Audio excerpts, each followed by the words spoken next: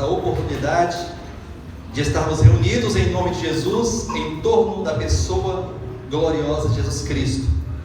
Jesus é a centralidade desta reunião. E nós, neste momento, ó Deus, queremos ouvir a Tua palavra e abrimos nosso coração cientes da nossa necessidade de Ti, acima de qualquer coisa. E nós temos necessidade de ouvir o Teu falar, porque a Tua palavra é espírito e vida para nós. E a Tua palavra tem o poder de nos restaurar, de nos transformar, de cumprir em nós a Tua palavra, a Tua vontade. E esta palavra, ó Deus, ela é viva e eficaz, ela é cortante, e ela entra em nós e promove, ó Deus, profundas mudanças na alma, no coração, no sentimento, nas vontades, nas emoções. Então nós pedimos a Ti, em nome de Jesus, que o Senhor possa falar ao nosso coração e nos conceda a Tua graça, a Tua paz. Cumpre em nós um pouquinho mais da Tua vontade neste momento. É o que Te pedimos em nome de Jesus. Amém. Glória a Deus. Queridos, abram suas Bíblias em Eclesiastes, capítulo 2.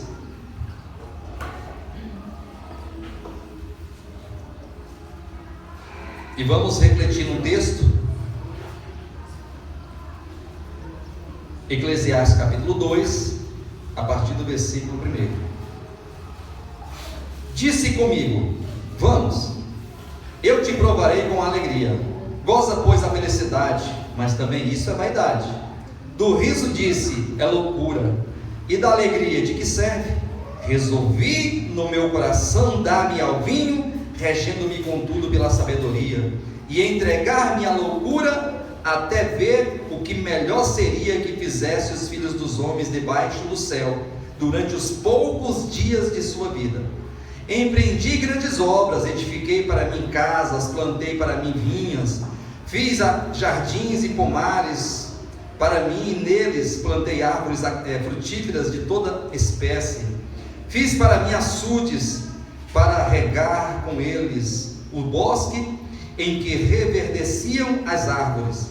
Comprei servos e servas, e tive servos nascidos em casa. Também possuí bois e ovelhas, mais do que possuíram todos os que antes de mim viveram em Jerusalém. Amontoei também para mim prata e ouro, e tesouros de reis e de províncias. Provi-me de cantores e cantoras, das delícias dos homens, mulheres e mulheres. Engrandeci-me e sobrepujei a todos os que viveram antes de mim em Jerusalém. Perseverou também comigo a minha sabedoria. Contudo, quanto desejaram os meus olhos, não lhes neguei, nem privei o coração de alegria alguma, pois eu me alegrava com todas as minhas fadigas. Isto era a recompensa de todas elas. Considerei todas as obras que fizeram as minhas mãos, como também o trabalho que eu com fadigas havia feito, e eis que tudo era vaidade e correr atrás do vento, e nenhum proveito havia debaixo do sol. Amém, queridos? Esse texto é um texto que o Salomão, filho de Davi, rei de Jerusalém, escreveu, e um texto de muita profundidade reflexiva, que nos conduz e nos leva a refletir nas palavras do sábio Salomão e considerar a nossa vida hoje, como estamos vivendo, o que estamos fazendo na nossa vida, e como diz aqui o versículo 3, dos poucos dias de vida que temos. É o que declara aqui a palavra de Deus no versículo 5, quando diz: durante os poucos dias da sua vida, ou da vida do homem. Irmãos, nós estamos aqui já na reta final da série de mensagens. Eu acredito que mais uma ou duas mensagens, talvez essa e mais outra. Essa série de mensagens, cujo tema principal é atributos de um cristão vencedor. Quantos aqui ouviram todas as mensagens? Diga amém. Todos. Amém. Não somente presente aqui, mas também pelas redes sociais.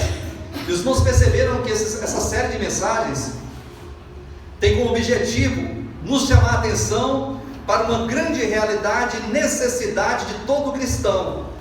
Pastor, qual seria a maior necessidade na vida de um cristão, de um verdadeiro cristão, daquele que creu em Jesus Cristo, daquele que confessou o nome de Jesus, que foi batizado, que tem o Espírito Santo, que no seu interior testifica que é filho de Deus? O Espírito testifica no coração e no Espírito de todo aquele que creu que ele é filho de Deus. Qual seria a maior necessidade destes? dos quais nós fazemos parte: ser um vencedor. A maior necessidade do cristão é ser um vencedor. E ser um vencedor, ela está totalmente diferente, e é algo totalmente diferente de ser cristão, porque ser cristão é crer em Jesus, e ser cristão é se tornar um filho de Deus.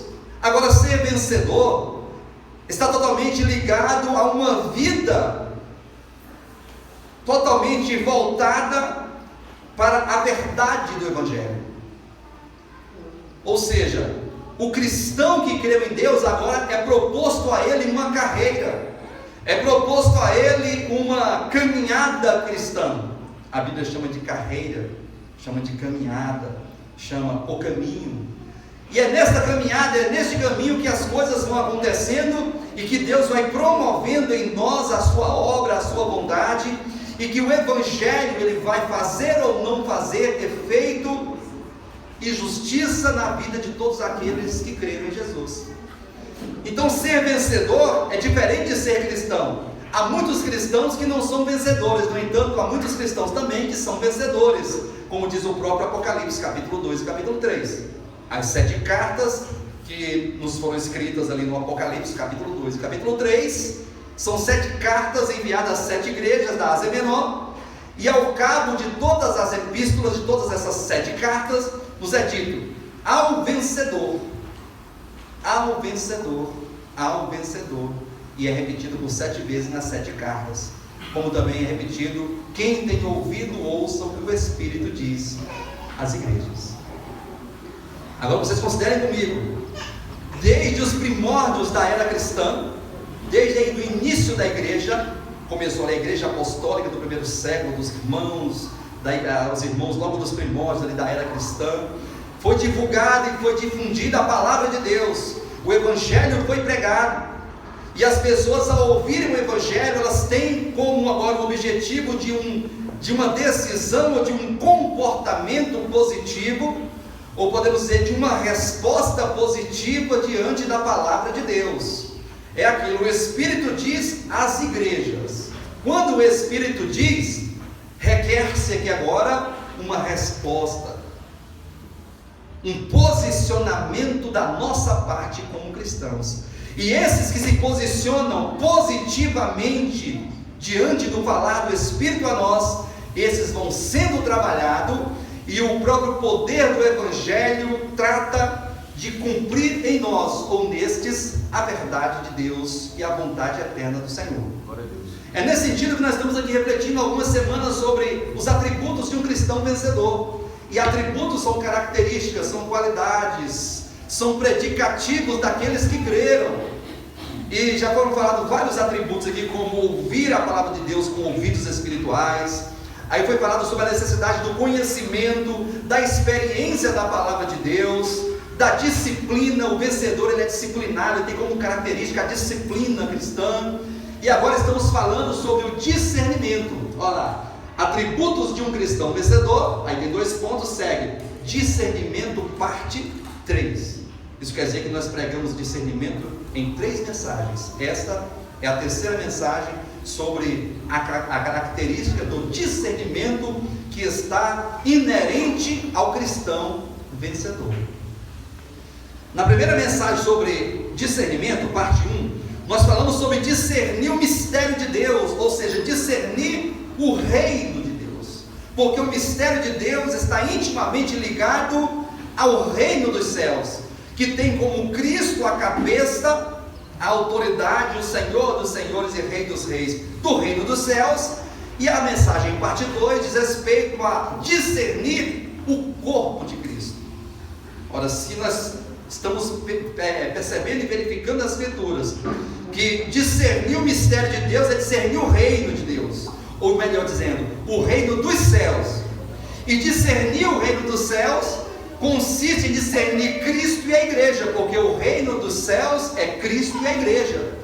Nunca diga, eu amo a Jesus, mas não vou com a cara daquele irmão. Nunca fala isso, porque quando você não vai com a cara daquele irmão A, B ou C, você está dizendo e declarando para o mundo espiritual que não vai com a cara de Jesus Cristo. Porque nós somos ramos enxertados firmados na videira verdadeira que é Cristo. Como Jesus declarou: eu sou a videira verdadeira e vós sois os ramos. Quem permanece em mim e eu nele, esse dá muito fruto, porque sem mim nada podeis fazer. Então nós temos que discernir o mistério de Deus como aquele que discerne o reino dos céus, como Cristo e a igreja. Então a mensagem parte 2 sobre o discernimento, ela consistiu e consiste em discernir o que é a igreja, qual o valor que a igreja tem, qual o valor de cada irmão, o valor do pastor, o valor de todos os irmãos, mundo afora, sobretudo qual o valor que este ministério tem na sua vida. Pessoal, uma coisa interessante, porque é muito fácil falar de Deus, falar assim: ó, Deus é maravilhoso, Deus é Criador, Deus é Senhor, eu amo ao Senhor, eu amo a Deus, e fica tudo muito jogado assim pro ar, e está muito distante essa palavra. Os irmãos concordam comigo que é muito distante falar eu amo o Senhor Jesus? Pode ser verdade, não estou duvidando da palavra de quem declara isso, mas eu quero dizer para vocês que é muito distante dizer eu amo a Jesus. Pastor, como seria para fazer essa palavra ficar perto da gente? Você falar eu amo a Jesus, e esta declaração, ela resultar ou se converter em amor aos servos de Deus. Glória a Deus. Porque amar a Deus é amar as pessoas, servir a Deus é servir as pessoas, se entregar a Deus é abrir o teu coração ao próximo e saber que se serve a Deus como se serve o próximo. É nesse sentido que nós temos que discernir. Como um cristão vencedor, nós temos a necessidade de ter esse discernimento sobre o que é a igreja, sobre o valor do ministério, sobre o valor do ministério que você faz parte, no caso aqui é o Ministério Apostólico Redenção, ou que seja um outro ministério. Nós temos que ter a clareza e o discernimento de saber que valor isso tem para nós. Amém, queridos? E hoje, a parte 3 do subtema discernimento consiste em discernir o tempo. Diga comigo assim: discernindo o tempo. Discernindo o tempo. Discernir o tempo. Isso que podemos estar aplicando de duas formas, eu vou estar falando no decorrer da mensagem. Discernir o tempo, literalmente falando, o tempo cronológico, porque o tempo é tudo. Vamos falar comigo que tempo é tudo? Tempo é dinheiro, a vida é tempo. A pessoa nasce numa determinada época e vive um determinado tempo, então morre e parte para a eternidade, sim ou não? Então o tempo está intimamente, totalmente, absolutamente ligado a nós e nós ao tempo. Tudo é o tempo. Então você estuda, você trabalha, você investe, você passeia, você tem um lazer, aí você faz alguma coisa, vem ao culto. Então nossa vida, toda a vida humana, sobretudo a vida espiritual, ela está ligada ao tempo. Então precisamos discernir o tempo cronológico, e não somente discernir o tempo cronológico, mas também discernir o tempo em que nós vivemos. Agora já não se trata da cronologia do tempo, e sim do momento em que nós vivemos, da era em que nós vivemos. Discernir o tempo enquanto era, enquanto condição. E o tema, esse subtema discernimento, que está inerente ao cristão vencedor, é algo que deve ser muito bem entendido por nós, porque uma coisa é você estudar a palavra de Deus, como eu disse aqui, que terça-feira nós temos aqui estudo bíblico, psicologia, e logo estaremos terminando e entrando em outro tema, e depois tema após tema, e a pessoa vai entendendo, vai adquirindo conhecimento teológico, e vai ficando integrado das coisas que realmente são da verdade do Evangelho. No entanto, isso aqui não é o discernimento, isso aqui é conhecimento literal, teológico, filosófico das coisas, né? Não se expanda quando eu falo filosófico, não, né? Estou dizendo que a palavra de Deus é filosófica, estou dizendo que todo conhecimento ele tem o seu lado filosófico. São informações, são entendimentos, reflexões, e tudo isso tem um cunho filosófico de ideias, de coisas. Mas conhecimento está ligado ao intelecto, à mente, ao saber. Já o discernimento está ligado ao coração, a um atributo interior da alma, que corresponde a você conseguir fazer a devida leitura das coisas. Discernir é ler a coisa, discernir é saber ler o tempo, é saber ir ler a igreja, entender o reino dos céus. Isso é discernimento. É possível alguém ter conhecimento e não ter discernimento. É possível alguém ter discernimento sem o devido conhecimento tão procurado.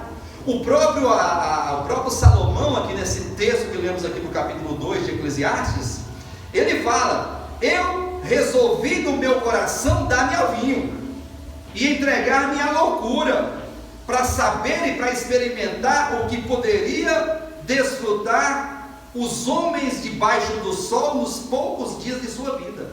Olha só, e Salomão é aquele, como a Bíblia, a própria Escritura declara, que Salomão é aquele que recebeu sabedoria. Ele foi o homem mais sábio do mundo, né? Um dos mais sábios do mundo. Ele recebeu sabedoria de Deus, uma sabedoria extraordinária. E ele fala aqui, regendo-me contudo pela sabedoria, mas não a sabedoria como discernimento, entendimento espiritual, que diz respeito a uma visão governante das coisas.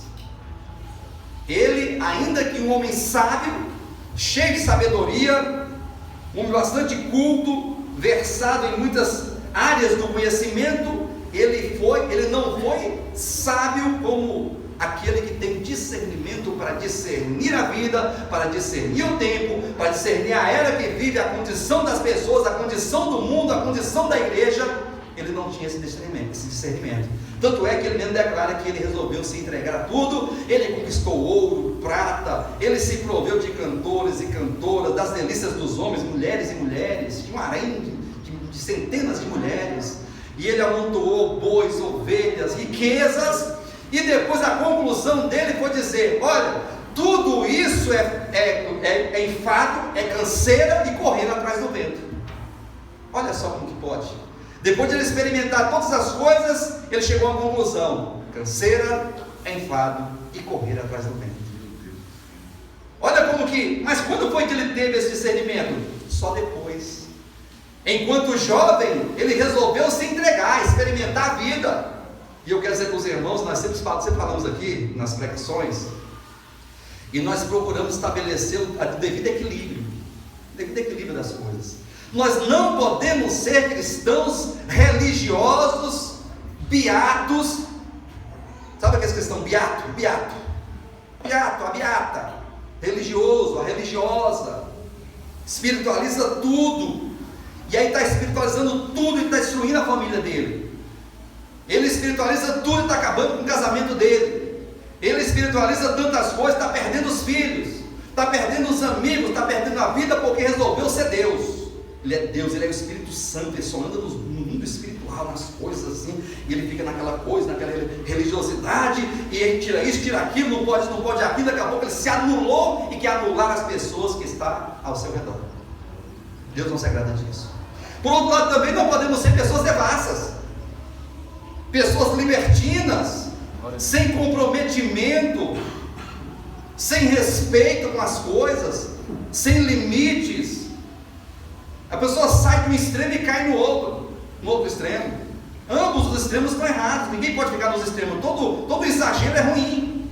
Quer ver uma coisa? Oração é bom ou ruim?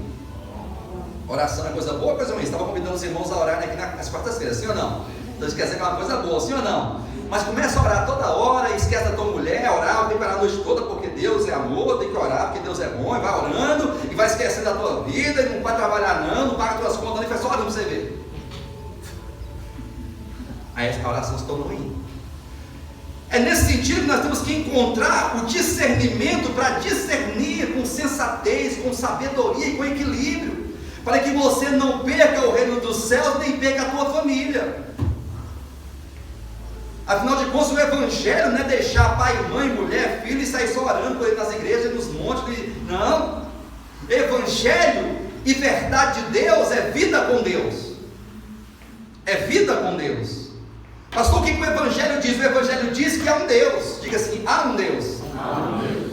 Temos que saber, o Evangelho diz: há um Deus. E esse Deus é amor, Ele é vida, Ele é luz, Ele é bondade, misericórdia. É um Deus perdoador, que salva, que liberta. E é um Deus que tem uma vontade. Olha só como que o Evangelho está dizendo assim, Deus ele tem uma vontade. Deus quer chegar a algum lugar, meu irmão. Deus saiu de um lugar e quer chegar a outro. Ele quer realizar algumas coisas. Ele pretende cumprir com todos os seus desígnios desígnios que Ele estabeleceu.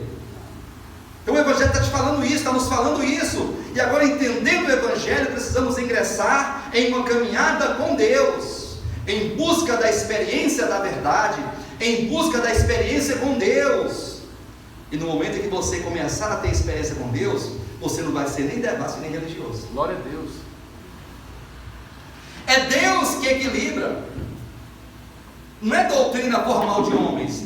Nós poderíamos aqui, o Ministério Redenção agora tem aqui um rol e uma metodologia, uma conduta humana, moral, ética, de respeito e espiritualidade, e agora temos que cumprir com todos esses requisitos.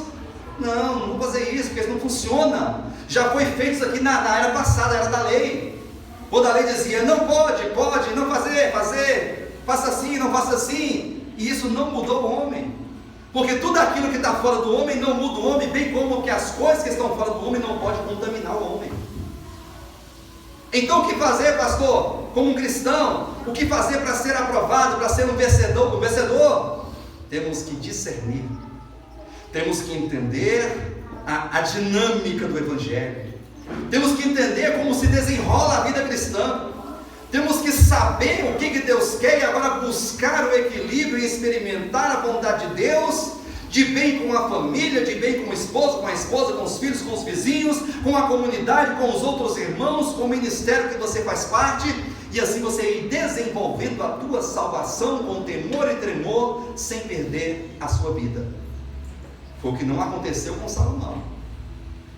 Salomão, rei de Israel, pensa só, rei de Israel, tinha status ou não tinha? Não lhe faltava dinheiro. Ele diz aqui no texto que ele se amontoou, ele se proveu de tesouros, de ouro, de prata, de pedras preciosas. Para ele não faltou nada humanamente falando. Só que ele se frustrou de tal maneira a dizer, eu cheguei a uma conclusão, que tudo abaixo do sol ou do céu é canseira, enfado e correr atrás do vento. Ele não teve discernimento no início, mas depois chegou a uma conclusão, ou seja, a vida o amadureceu e o fez entender que tem coisas mais importantes do que as riquezas dessa vida. Glória a Deus. Porque o mundo passa, diz a Bíblia, o mundo passa, a vida passa, o tempo está passando, e nós precisamos discernir isso, porque não podemos levar nossa vida como se a vida não estivesse passando, como se não estivesse ficando velho, como se a sepultura não estivesse se aproximando. Ih, pastor, lá vem essa história de sepultura, de morte. Mas e para onde é que nós estamos indo? E é para onde nós estamos indo, irmãos? Você está indo para onde? Me diz aí. Eu sei que nós temos vida eterna, estaremos na eternidade com Deus, amém ou não? Amém. Só que nós estamos vencendo uma etapa aqui. Os nossos dias estão contados. Deus te confiou dias, que a Bíblia chama de poucos dias. Diante da presença do Eterno, diante do reino milenar, da eternidade futura, a nossa vida aqui na terra ela não é nada. Irmãos, nada, fala, não diga nada. Nada, não é nada. Não, pastor, a minha vida é muito boa e eu tenho altos projetos. Que bom que sua vida é boa e você tem altos projetos. E nós não estamos negando e não querendo que você não tenha projetos. Não! Todos temos que ter projetos. Todos temos que ter uma vida, um objetivo. Aqui não tem objetivo, não tem projeto, é uma pessoa que não vive, né? Nós temos que ter os nossos objetivos, as metas alcançadas e todas essas coisas que fazem parte da vida humana. O que não podemos é inverter valores, querer colocar a vida acima de Deus e acima da verdade de Deus e viver dissolutamente como aquele que não reconhece que está passando. Ele não reconhece que está passando por aqui. A vida é uma passagem aqui na terra, está passando, passou, foi embora. E o outro também passou, foi embora. Todo dia tem gente passando. Eu fico pensando, às vezes eu paro para pensar nessas coisas, aí eu fico imaginando, imagine comigo isso aqui, Quantas pessoas morreram ontem, aqui em Taguatinga? Algumas, né? Taguatinga, não? Algumas pessoas morreram, sim ou não? Morreram ou não morreram? Irmão, não indo. Morreram ou não morreram? Algumas pessoas morreram, umas dezenas de pessoas morreram aí, né? Se você for a qualquer cemitério agora, neste momento está lá alguém sendo velado. Qualquer cemitério de Brasília. Mas morreram quantas pessoas em Brasília? Eu saí de Taguatinga e estou em Brasília toda. Aumentou o número ou não aumentou? Quantas pessoas morreram no Brasil? de ontem para cá? E quantas pessoas morreram no mundo todo de ontem para cá? Eu imagino que a porta do Hades, a porta de entrada do Hades, que eu sei que não estou me referindo a uma porta física, mas um lugar que se entra, que se passa, sei lá, tem uma passagem, um negócio que passa por lá, não tem? Eu acredito que lá, assim, toda hora assim entrando, ó. Imagina comigo aqui agora. Toda hora assim, não para não. E não é de um em um não, é de monte.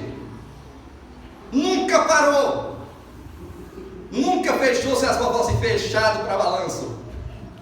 Ou então fechado de férias. Não, a porta está aberta e está entrando almas todo dia, toda hora, todo minuto.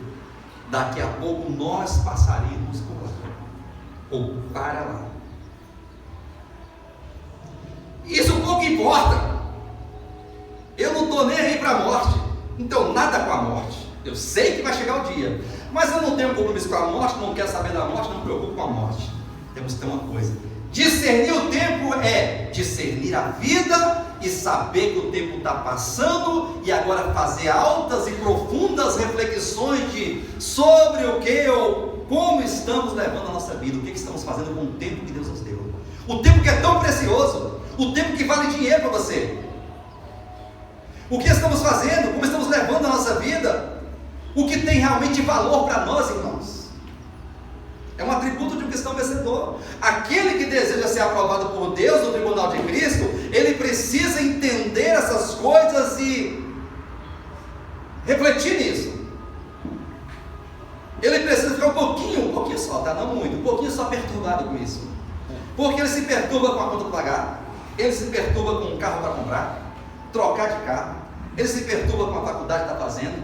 Aí tem que, no final da faculdade, tem que apresentar o tal do TCC, que é o trabalho de conclusão do curso. Aí depois ele se preocupa com a pós-graduação. Não, uma especialização tem que fazer, porque senão não adianta nada, né? Aí faz. Aí se preocupa com o casamento, aí comprar a casa, em alugar a casa. E vai se preocupando, e a vida é uma preocupação, sim ou não? A vida é uma preocupação. Quem é que não se preocupa com nada aí? Levanta a mão. Nossa pessoa não existir, né? Quem não existe, não se preocupa com nada, porque também não existe. Não tem nada para se preocupar. Mas nós nos preocupamos com tudo e com todos. Agora, será que estamos gastando a nossa preocupação e queimando os nossos neurônios com as coisas lá do alto? Preocupado com o reino dos céus, preocupado com o que Deus está querendo, preocupado com o Evangelho, preocupado com o que Deus está esperando de nós? Será que estamos preocupados com isso? Será que isso nos incomoda? Porque se não estiver nos incomodando, então temos que parar, para tudo, e agora vá diante de Deus, porque tem coisa errada aí. Se nós nos preocupamos com tudo e com todos, e pouco nos preocupamos com a vida espiritual, com Deus, é como se estivéssemos declarando pelas nossas ações que tudo isso aqui, não passa de quê? Fala a palavra aí. Não passa de futilidade, de besteira, de brincadeira. Isso aqui é brincadeira, isso aqui não é, isso é coisa de crente, isso aqui é religião. Ninguém discute religião. Quem não se preocupa com Deus e com a vida espiritual está dizendo isso. Foi o que Salomão declarou no início da sua vida. Quem disse que Salomão não amava a Deus? Salomão amava o Senhor. Aqui nós estamos questionando o coração do irmão. Só que agora nós temos que saber, o amor a Deus, ele se converte, ou ele se manifesta em ações positivas ao Deus que você declara amar. Não podemos viver de jargões, de palavras, de frases lançadas ao vento. Não. A vida, queridos, ela é difícil para todo mundo. Todo mundo aqui, cada um aqui tem uma dificuldade. Talvez a tua dificuldade seja um desemprego, está querendo um emprego. Talvez a dificuldade do outro já não é um emprego, ele é bem empregado, mas ele tem outras dificuldades, problemas de relacionamento no casamento, problemas emocionais da alma, do coração, problemas espirituais, problemas com a família, problema com o filho, problema na sociedade, problema no trabalho. Nós somos cercados de problemas. Então aqui nós temos que saber que a nossa vida ela vai ser sempre assim. No entanto, o vencedor é aquele que vence. É aquele que ultrapassa as barreiras, ele vai vencendo pela fé. Glória a Deus. Ele vai discernindo e sabendo que o mundo é mau, que o mundo é perverso, que o mundo é trevas, e que somente Deus é luz, somente Deus é vida, somente Deus é amor, somente Deus é alegria e felicidade. Eu sei que nós buscamos a felicidade e a realização desta por meio das coisas, e isso faz parte, amém, queridos? Quando a pessoa, por exemplo, conquista um emprego num órgão público, passa num concurso, fica feliz, e com certeza deve ficar feliz mesmo, porque não é fácil passar num concurso público. Uma pessoa conquista uma empresa, conquista um carro, conquista uma casa, sei lá, como se casa, quando tem um primeiro filho, e essas coisas nos traz alegria, nos traz felicidade, muito bom, isso é louvável, é justo, é lícito, Deus se agrada na felicidade do seu servo. Agora o que nós temos que saber é que todo problema, infelicidade, tristezas, morte, desatino, tudo que é ruim, que nós não queremos, é algo proveniente da queda, do pecado original, que é o afastamento de Deus, que é a ruptura do homem com Deus, se tratando do homem, né? Sem levar em conta lá o querubim que pecou lá na eternidade passada, falando do homem, do ser humano, de nós. Então o homem ele pecou contra Deus porque ele se afastou de Deus, ele não quis Deus, ele desobedeceu a Deus, ele deixou a Deus, ele deu as costas a Deus, e agora ele entrou em um ciclo vicioso de problemas, de decadências, de infelicidades, de misérias, de desgraças humanas. Tudo que é ruim é proveniente do afastamento de Deus. Aí se volta para Deus, se volta para a vida, se volta para Deus, se volta para a luz, se volta para Deus, se volta para o amor, para a bondade, para a justiça, para a mansidão, para a misericórdia, para o perdão, só coisa boa para Deus. E discernir é discernir isto, é saber que nós estamos numa vida e que precisamos fazer jus de cada minuto que Deus nos confiou. Cada minuto. Precisamos saber que Deus ele é luz. Então eu vou aproveitar os meus minutos, os meus dias, os meus anos de vida para buscar essa luz, para encontrar essa luz, para experimentar essa luz. Então agora eu vou entrar em uma busca incessante, incansável de fé, em busca do Deus eterno, que é tudo para mim e que é tudo que eu preciso. Aí ele trabalha, mas não esqueceu de Deus. Aí ele estuda, mas não se esqueceu de Deus. Aí ele investe, tem seus investimentos, as suas coisas, compra, vende, negocia, sim, mas ele não se esqueceu de Deus. Amém. Ele está sempre temeroso e preocupado por não perder a paz que excede todo o entendimento, que o mundo não pode dar. Glória a Deus. Que somente Cristo pode dar essa paz. E agora ele se encontra em um equilíbrio humano-espiritual. Um equilíbrio humano-espiritual. Até porque a vida espiritual é a vida humana. Quem pensa que espírito espiritual é ficar só viajando na maionese, não. Vida espiritual não é isso. Vida espiritual é dentro da tua casa, com a tua esposa, com o teu marido. Vida espiritual, vida cristã é lá no trânsito, no comércio, na fila do banco, dentro do elevador, lá na praia com a tua família, no clube, no supermercado, onde quer que você esteja, no teu lazer, na tua viagem. A vida cristã está presente, porque a vida cristã é Deus, e Deus está presente. Quando nós discernimos essas coisas, então o que resta agora? Tomar posse de Deus, tomar posse da vida eterna. Amém. Investir numa busca de tomar posse de Deus, assegurar a presença de Deus na tua vida a cada dia. Depois que Salomão disse tudo o que tinha que dizer, e a palavra Eclesiastes é interessante, porque Eclesiastes quer dizer o homem da assembleia, ou alguém que convoca uma assembleia, né? Eclésia é assembleia, e Eclesiastes é o homem da assembleia, aquele que fala na assembleia. Então é como se Deus estivesse falando a nós hoje, a mim e a você que está aqui, dizendo assim: olha, cuidado, porque a vida passa, o tempo passa, e o que você está considerando que tem mais valor para você? Quais são os valores que você considera? Cuidado que você vai chegar um momento, como ele disse no capítulo 12, olha só o capítulo 12 aí, por favor, Eclesiastes capítulo 12, o último capítulo do livro, e a conclusão está aqui no finalzinho do capítulo 11 e no início do capítulo 12. Olha só o início da vida humana no capítulo 11, versículo 9. Ele está falando dele, queridos. Ele está dando depoimento da sua experiência como ser humano, como servo de Deus, como rei, como marido, como filho, como cidadão. O início da vida de Salomão, capítulo 11 de Eclesiastes, versículo 9 e 10. Alegra-te, jovem, na tua juventude. Alegra, vai. Olha só, tem um tom irônico aqui, nessas palavras. Acompanhe comigo. Alegra-te, jovem, na tua juventude, e recreie-se o teu coração nos dias da tua mocidade. Anda pelos caminhos que satisfaz todo o teu coração e agrada os teus olhos. Sabe, porém, que de todas estas coisas Deus te pedirá conta. Olha só que palavras mais lindas e belas e poéticas. Vai, jovem. Quem é o jovem mais novo aqui? Samuel. Samuel está na minha frente. Samuel, seu filho Samuel. Irmã Cris, seu primogênito aí. Samuel, vai, Samuel. Vai viver a tua vida. Recreia o teu coração, dê tudo que ele quer. Pisa, mete o pé na jaca, como diz o outro, vai fundo. Sabe uma coisa, de todas as coisas Deus vai te pedir conta. Isso aqui é o início da vida de Salomão, versículo 10.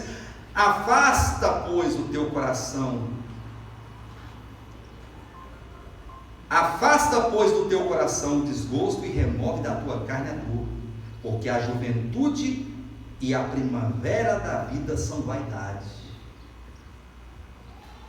Final da vida, na sua velhice, na sua experiência, capítulo 12, versículo 1. Lembra-te do teu Criador nos dias da tua mocidade. Diga para o teu irmão assim, em nome de Jesus, diga com fé mesmo. Diga para o mundo que está do seu lado aí. Lembra-te do teu Criador nos dias da tua mocidade. Só que aí tem um problema, né? O irmão está com mais de 50, eu estou com quase 50. Aí você, irmão, nos dias da mocidade eu não vou lembrar do que já passou, mas vou lembrar hoje. Não é? E eu sou um eterno jovem, você pode falar para ele, não tem problema nenhum. Está igual o Chaves, né? Se você é jovem ainda, amanhã velho será, a menos que o coração sustente a juventude que nunca morrerá. Não, o Chaves canta isso aqui, vocês conhecem a música do Chaves. Então o que acontece? Lembra-te do teu Criador hoje, diga assim, hoje. Se você tem 70, 60, 50, 40, 30, 20, 14, 13, como tem aqui o Samuel, não importa. O importante é que hoje você está vivo e hoje Deus está te dando oportunidade de você saber dessas coisas.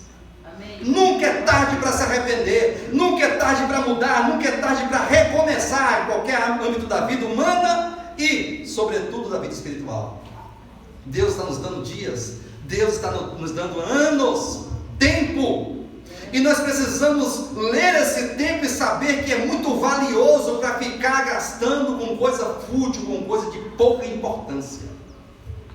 Gastando os neurônios, a força, gastando a juventude em busca de correr atrás do vento. Quem já correu atrás do vento?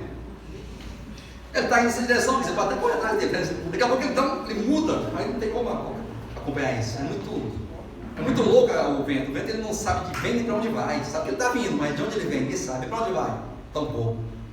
Então nós podemos ficar gastando nosso tempo com coisas pequenas, com mágoas do coração, com ressentimentos, com picuinhas com o outro, cheio de picuinha, cheio de mágoa. Manda essas mágoas ir para lá, para longe de você, abre mão, limpa o teu coração, libera o perdão, peça perdão, seja amigo de todo mundo, seja um ser humano melhor, uma pessoa melhor, menos carrancuda, menos mesquinha, menos egoísta. Olha para o outro, consiga enxergar o teu irmão que está do teu lado, que está padecendo, amém, que está sofrendo, que está com dificuldade, que está sem dinheiro, que está passando até fome às vezes, que não tem uma água para beber, que não tem um chinelo para calçar. Tem que enxergar. Se você não enxergou isso aí, se nós não enxergamos isso aqui, nós somos os mais infelizes de todos os homens, porque vivemos somente para nós mesmos. Gastamos a nossa vida todinha de 50, 70, 80 anos vivendo para nós mesmos, mesquinhamente, egoístamente. Lembra-te do teu Criador. Aí vamos colocar o dia da tua mocidade para hoje, tá bom? Diga comigo assim: lembra-te do teu Criador. Lembra-te do teu Criador. Hoje é o dia de falar assim: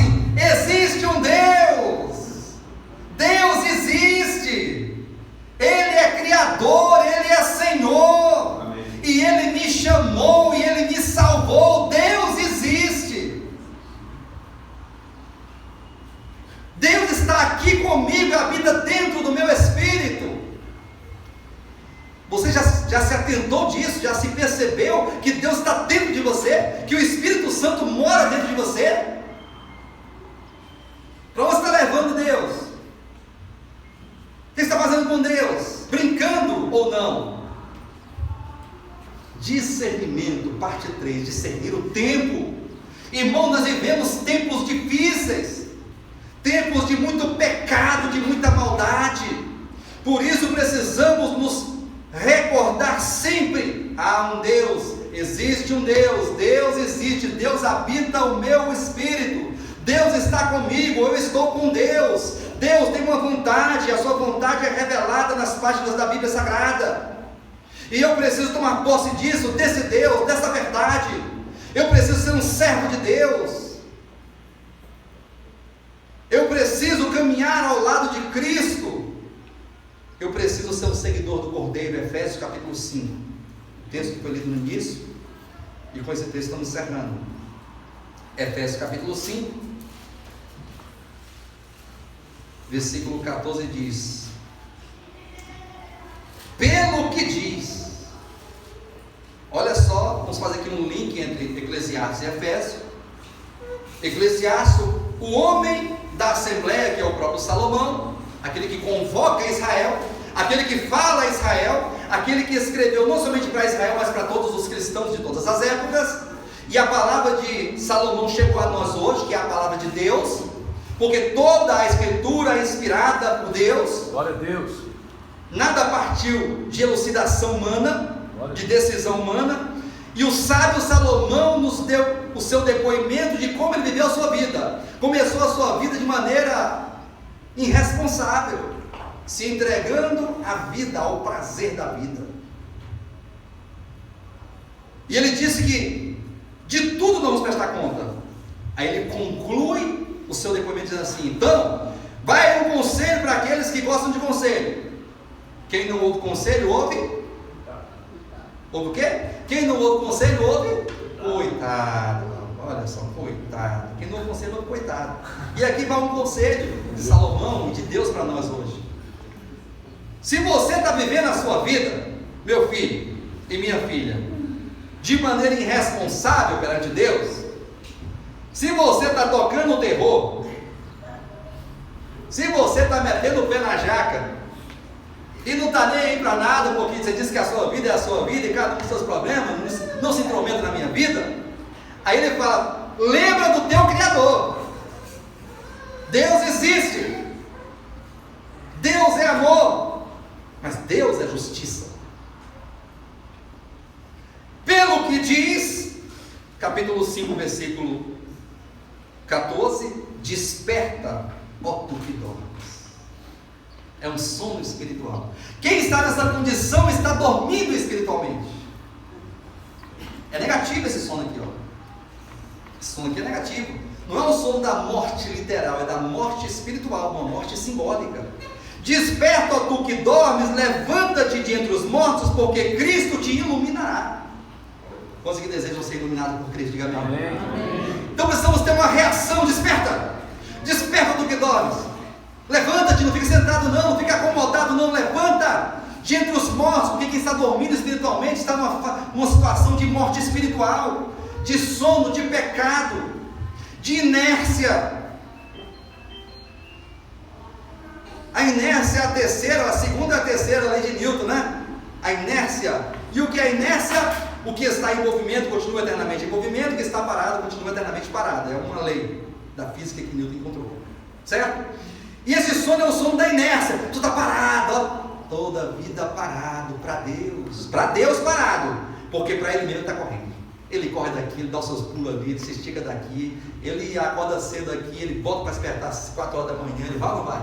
Ele vai cedo do trabalho ou não vai? 4 horas da manhã, vai ou não vai? Vai ou não vai, irmãos? Ah, não vai não, só 2, 3 que acham que vai? Vai ou não vai? 5 horas da manhã, viaja, acorda 3 da madrugada, porque o voo vai sair 5.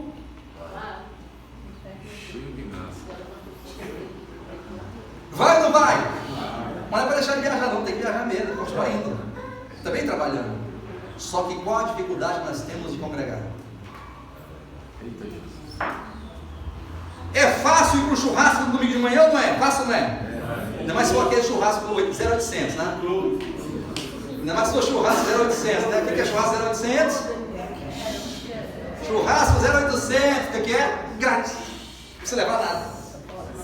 Chega lá, vai estar lá a costela bovina assada, aquela costela com aquela gordurinha, a picanha, vai estar lá o coraçãozinho de galinha, aquele arroz branquinho bem soltinho, maionese, feijão tropeiro bem feito, a vinagrete, e vamos parar por aqui. Sobremesa, a sobremesa que é sua especialista de sobremesa é o Vasco sabe de sobremesa. É fácil ou difícil aceitar um convite para ir para um churrasco desse, 0800? Mas vai rápido, vai correndo, chega cedo. Alegria do coração, irmãos. Eu fico às vezes pensando assim, sabe? A pessoa chega com a alegria do churrasco. É uma alegria tão grande. Mas às vezes eu vejo irmãos chegando aqui tristes com aquelas reuniões. Eu vejo, eu percebo. Mas não estou criticando, nem condenando, nem é maldade do meu coração, não. Deus sabe que não é. Mas não chega triste, senta ali, cara feia. Felizmente tem que estar aqui nesse lugar, com esses pecadores. Mas lá no churrasco não tem pecadores. Lá no churrasco é só Deus. É o Pai, o Filho e o Espírito Santo, o churrasqueiro e ele. Diabo longe, demônios tudo longe. Não tem demônio aqui, é só coisa boa. Mas infelizmente é difícil congregar. Eu vou, porque o pastor disse que tem que ir, né? Aí chega 10h30. Perdoa os irmãos, chega atrasado. Eu tenho que falar, se você não falar, eu tenho que falar. Eu tenho que falar para vocês, não falar para os outros, né? Se falar para vocês, é fofoca, hein? Aí Deus não se agrada. Os irmãos estão compreendendo o que eu estou falando? Aí nós estamos fazendo a leitura, discernir o tempo e dar graças a Deus por cada minuto de reunião. Por cada reunião, seja de terça, de quarta, de domingo. Por cada momento precioso de comunhão, de louvor, de oração, de adoração, de serviço a Deus. Porque quando nós estamos aqui congregados, Deus está regando o seu jardim. Deus está regando com graça, com poder, com luz, com vida, com misericórdia, com força, com renovação. E esse jardim não é esse lugar, esse jardim é o teu coração, são os nossos corações que Deus está regando. É por isso que Deus falou assim, que Davi era homem segundo o coração dele. O Davi pecadorzão daquele jeito, irmão, nunca vi desse jeito. Eu sempre paro para pensar, eu falo assim, mas Senhor, eu tenho certeza que é Davi mesmo? Que é um homem segundo o teu coração? Ele fala, Davi é um homem segundo o teu coração. Mesmo aqueles problemas lá de Urias, de Betseba, tudo, enfim, tal, matou muita gente, foi doido, mas Davi foi doidão. Não, mas ele é homem segundo o meu coração, não é porque ele é pecador, não, meu filho Fernando, é porque ele é pecador, não, porque pecador você também é. E pecadores todos são. E Deus não se espanta com o nosso pecado. Estou espantado porque meu filho pecou, minha filha pecou, estou triste agora. Deus fica triste, vai no canto. Não. Deus falou assim que Davi era homem segundo o coração dele, porque Davi era por Deus. Ele era pelo Senhor. Ele matava pelo Senhor, ele morria pelo Senhor. Certa vez Deus falou assim, por boca dos profetas, eu preciso de uma casa. Lógico que a casa do Antigo Testamento era simbólico, né? O tabernáculo do deserto, depois posteriormente o templo que Salomão construiu. E quando Deus disse para Davi que queria construir uma casa para habitar no meio do povo, que essa casa seria a habitação de Deus no meio da congregação do povo de Israel, para que Deus estivesse presente na vida de Israel. Aí Deus falou assim, então eu vou construir, Senhor. Não, tu não, calma. Não, eu vou construir a tua casa. Como é que é essa casa? Eu vou falar, o que é? Tem que fazer o quê? Vou buscar tudo, eu vou virar o mundo cabeça para baixo, eu vou construir a casa do Senhor. E olha que essa casa hoje é a igreja, hein? Qual é o teu coração pela igreja? Você está empenhado na edificação da igreja? Ou pouco importa? Não, a igreja não, a igreja não, tem minha vida. Davi falou, eu vou construir a casa. Deus falou, não, tu não vai construir não, teu filho vai construir, Salomão. Mas você derramou muito sangue, tem umas coisas aí, fica quietinho, está tudo certo. Não, então está certo, Senhor, então eu não vou construir a casa não, porque eu respeito a tua decisão, Pai eterno, mas eu vou juntar todos os materiais, só não vou construir. Que coração é esse? O que é isso?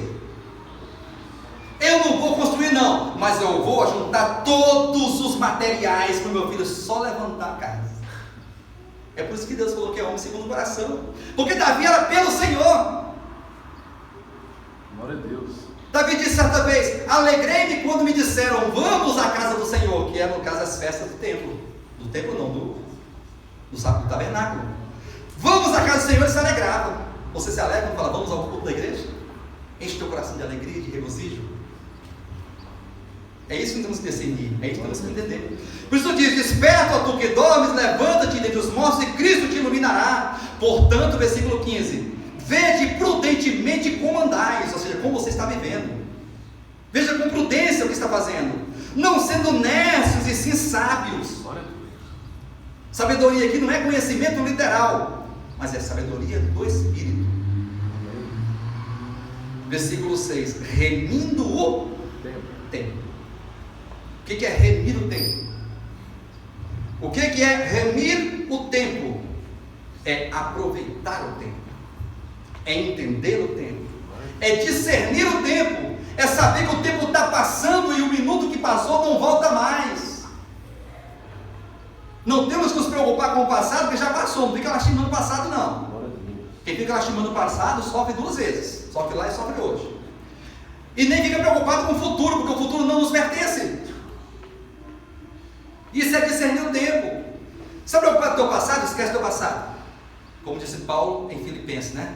Esquecendo-me das coisas que para trás fico e avançando para as que diante de mim estão, prossigo para o alvo, para o prêmio da soberana vocação de Deus em Cristo Jesus. Esquece o teu passado, não se preocupa com o futuro, porque você não sabe se estará lá. Que bom que todos nós estejamos lá no futuro, daqui a 30, 40, 50 anos. Glória a Deus. Vai ter de velho aqui essa brincadeira, hein? Daqui a 40 anos, misericórdia, gente. Isso é por mim, né? Não, daqui a 40 anos eu estiver vivo, vou estar com 90 anos, irmãos. Eita glória. Como é que eu vou estar, será? Jesus amado. Mas eu não vou estar preocupado com isso, não, porque não compete a mim preocupar com o meu futuro. Meu futuro está nas mãos do Senhor, Glória a Deus. do Criador dos céus e da terra. Preocupe com o presente. Como você está vivendo o presente? Portanto, vede prudentemente como andais, não como necios, sim como sábios, remindo o tempo, porque os dias são maus. Queridos, os dias são maus. A maldade aumenta, a perversidade aumenta, a violência aumenta, a miséria, a má distribuição de renda, a desigualdade social, a fome aumenta, tudo aumentando, a perversidade. Jesus declarou, por aumentar a iniquidade, o amor se esfriará. Então o amor está se esfriando das pessoas e a iniquidade está aumentando. Os dias são maus, pessoas religiosas, perturbadas, egoístas, maldosas. Os dias são maus. Por esta razão, versículo 17, não vos torneis insensatos, mas procurai compreender. Diga compreender. Diga discernir. Esse compreender aqui, pastor, não é o curso de teologia que eu fiz, não, porque eu fiz um curso de teologia de 2 anos e meio, correspondência, à distância. Não. Está cheio de gente com diploma debaixo do braço aí, ó. Fizeram teologia. Deus não quer saber da tua teologia. Quando fala, por esta razão não vos torneis insensatos, mas procurai compreender. Se compreender que é discernir, entender com o coração, ler, compreender qual a vontade do Senhor. Você está procurando entender qual é a vontade do Senhor?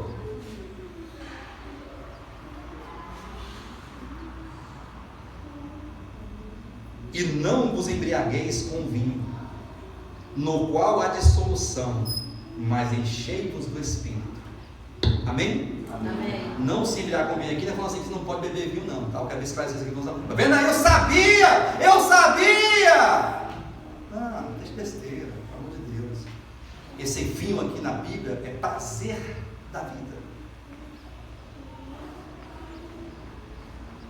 Compreender a vontade de Deus, discernir o tempo, saber ser servo de Deus, ser um cristão abençoado, vencedor, ser um discípulo de Jesus Cristo, é não se embriagar com os prazeres desta vida, não se deixar levar. Glória a Deus. Não se deixa levar pela enxurrada, pelo curso do mundo, da maldade, do egoísmo. Mas enchei-vos do Espírito. Busque a Deus, se encha de Deus. Tenha Deus presente no seu coração, como o próprio Jesus declarou em João 10: eu vim para que tenham vida e a tenham em abundância. Tenha vida abundante. Seja abundante de paz, seja abundante de fervor, de amor ao próximo, de constância, de fidelidade, de discernimento, de conhecimento, de prática, de disciplina. Ouve com abundância a palavra de Deus. Aproveita a oportunidade de estar com a igreja, ouvindo, tendo comunhão. Aí ele fala: enchei-vos do Espírito, falando entre vós com salmos, entoando e louvando de coração ao Senhor com hinos e cânticos espirituais, dando sempre graças a Deus, dando sempre graças por tudo ao vosso Deus e Pai, em nome do nosso Senhor Jesus Cristo, sujeitando-vos uns aos outros no temor de Cristo. Amém, queridos? Amém. Vamos entender a palavra? Amém. Ore diante de Deus, vá diante de Deus. Esses atributos, eles não são fáceis de adquirir. Eu quero falar com os irmãos aqui. Ninguém vai encontrar esses atributos: discernimento, sabedoria, conhecimento, experiência, disciplina, temor. Semana que vem falaremos sobre o comprometimento. O vencedor, ele é comprometido com a causa de Deus. Ele discerniu tudo e agora ele se compromete. Talvez seja a última mensagem a partir do pão semana que vem. Inclusive eu lembrei que agora, Cris? Não deu aviso, como estou encerrando a mensagem, já posso falar. Semana que vem teremos parte do pão, amém? Segundo domingo, mês de agosto, agosto, né? Parte do pão, café da manhã abençoado. Irmãos, o café da manhã estava abençoado ou não estava no mês passado? O café da manhã abençoado. Muita comida boa, muita coisa gostosa, né? Fiquem de olho, as irmãs, fiquem de olho no grupo, que a irmã Rosa vai estar interagindo com vocês para que nós façamos mais uma vez o café da manhã abençoado, para todo mundo ficar feliz, e teremos uma reunião super abençoada. Amém, queridos? Amém. Em nome de Jesus. Ninguém pode faltar ao partir do pão. Ninguém deve faltar e nem pode faltar, com exceção daquele que está doente, acamado, ou está trabalhando, que não tem jeito, né? Está trabalhando, está doente, não tem jeito, aí não tem o que fazer, né? Aí Deus entende. Caso contrário, todos aqui em nome de Jesus. Amém, queridos? Oremos uns pelos outros. Ore a Deus. Comece a fazer uma oração diferente de Deus. Não é aquela oração religiosa, corriqueira, comum, que todo mundo faz, agradece o prato de comida, aí vai dormir. Tem gente que começa a orar quando vai dormir, agradecer, esquece que estava orando e dorme. No dia vai lembrar que estava orando, nem acabou a oração. Não é esse tipo de oração que eu estou falando, não. É aquela oração consciente. É o culto racional. É a oração da sinceridade. Seja sincero com Deus. Abra teu coração para Deus. Não é porque Deus não conhece, não. Deus nos conhece antes que nós ainda existíssemos. Deus já nos conhecia. Mas é aquele coração sincero que fala para Deus, que confessa, que fala: misericórdia da minha vida, me ajuda, Senhor, me ajuda a me levantar. Eu quero me levantar. Eu quero me levantar dentre os mortos. Eu quero despertar. Eu quero viver para Ti. Eu quero ter uma vida cristã vencedora. Eu quero ser um cristão vencedor. Eu quero cooperar com a Tua vontade. Eu quero contribuir. Eu quero estar junto com os irmãos. Amém. Faça uma oração assim. E vamos começar a orar uns pelos outros para que o Senhor nos abençoe mutuamente. Amém, queridos? Glória a Deus, fique de pé. Vamos fazer uma oração. Vamos se preparar para cantar um cântico.